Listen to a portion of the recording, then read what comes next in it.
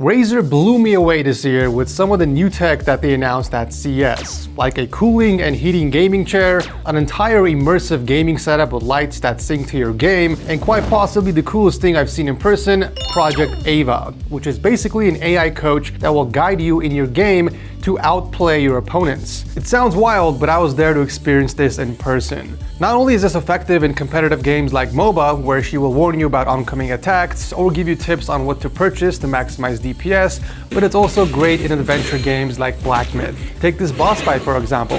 Ava will look up information on this fight and give you helpful tips on defeating it, like what attacks to watch out for, or how to dodge it, and what its weaknesses are. This is such a cool concept, and it's a prime example of why Razer is going to lead in AI gaming. Speaking of leading, I was able to see the new Blade 16, which is the thinnest Razer gaming laptop ever, up to 32% thinner than previous generation, which is honestly wild to think about. These laptops will feature an AMD processor up to a Ryzen AI 9 HX 370 and up to an RTX 5090 laptop GPU. You get all of this with a Quad HD 240Hz OLED display with a 0.2 millisecond response time. With all of this high-end hardware, Razer had to come up with a better cooling solution, which is why they have fitted the laptop with a bespoke vapor chamber thermal hood to provide better cooling in such an ultra-thin form factor.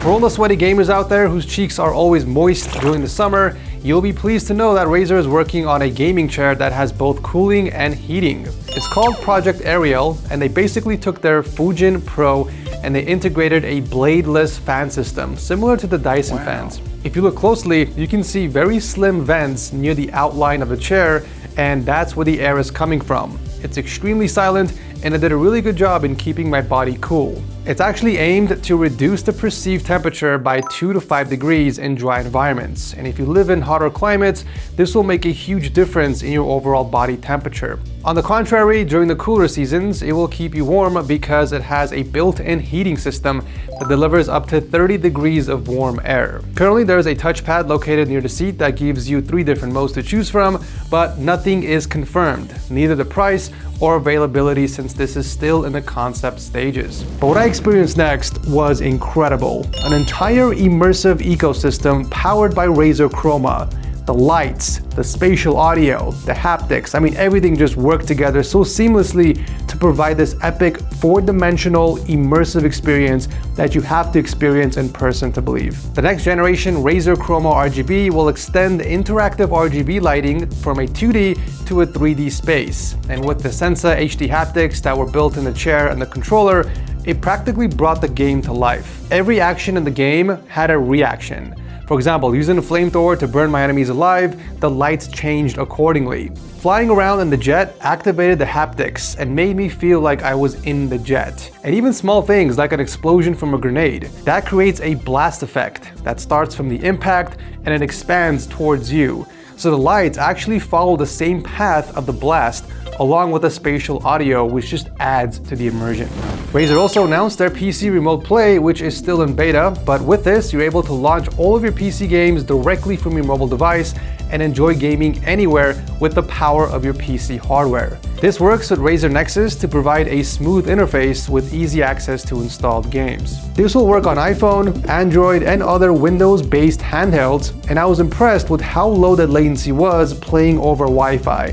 And the Wi-Fi here at CES isn't the best, so the fact that I was getting virtually no lag playing Cyberpunk was impressive. This gives gamers a wider access to the PC game catalog, but the flexibility of playing from anywhere. The handheld dock Chroma, on the other hand, is the opposite. With this, you can dock your handheld device and play on the big screen.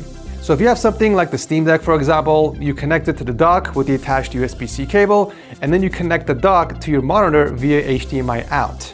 Then you're able to play on a bigger screen. The dock features a ton of connectivity, allowing you to plug in additional devices like speakers, keyboard, mouse, even a headset to build a full complete setup. And it can also charge devices quickly via 100-watt power pass-through. The handheld dock Chroma is priced at $80, and pre-orders are available now with a launch date of January 30th. Speaking of setups, the standing light bars were pretty cool too for those looking to add more RGB to their setup. You can either have them facing the front like in the video, or flip them around so that they are bouncing off the wall for ambient lighting instead. But I just love how perfectly diffused the lights are. Each light bar has 30 LEDs in them, and with the Chroma software, you can control each individual LED separately to create a unique look for your setup. These will also be smart home compatible, and it can be integrated with over 300 games. So for example, if you're playing a game and you take damage, the light bars will reflect that. You can have it flash when you take damage, or you can have it reflect how much HP you have by shutting off a few LEDs. And the best part is, it only uses a single USB-C cable, which helps minimize clutter at your setup. This will retail for $100 and pre-orders are available now. The monitor stand Chroma is also going to be a nice addition to anyone's setup. As most of you guys know, a monitor stand not only helps with ergonomics, keeping the monitor at eye level, but you can also store items underneath it to keep your setup more organized. Or if you have a full-size keyboard, you can tuck this underneath it as well. This will free up space on your desk if you want to do homework or other projects. The stand has a nice RGB underglow that can be controlled using the Chroma software, but it also has a built-in 3-port USB-C hub on the right, which allows easy access to your PC through 2 USB-A and 1 USB-C. Retail price is $200 and it is ready for pre-order now. And finally, I do want to show off the new Razer Hyper Boost feature, which is an update to Razer's laptop cooling pad. So the cooling pad basically sits underneath your Razer Blade laptop, and it helps tremendously with heat dissipation, which in result reduces system temperatures. But it does much more than that. With the Razer Hyper Boost feature, it takes it a step further. Because of its improved cooling and lower temps, the CPU and GPU is able to maintain peak clock speeds for longer, which in result boosts your performance. And we are seeing this example in real time from this Tomb Raider benchmark. The laptop on the left without the cooling pad and Hyper Boost scored 159 FPS. The laptop on the right with the cooling pad and Hyper Boost enabled scored 167, which was an 8 FPS boost in gaming. Some pretty cool stuff here. The laptop cooling pad is already available at $150, and the Razer Hyper Boost is available as a complimentary update for eligible Razer Blade owners. Lots of exciting stuff happening at Razer. You might even see a few of these on the channel, but let me know which of these you guys are most excited about. Thanks for watching, and I'll see you in the next one.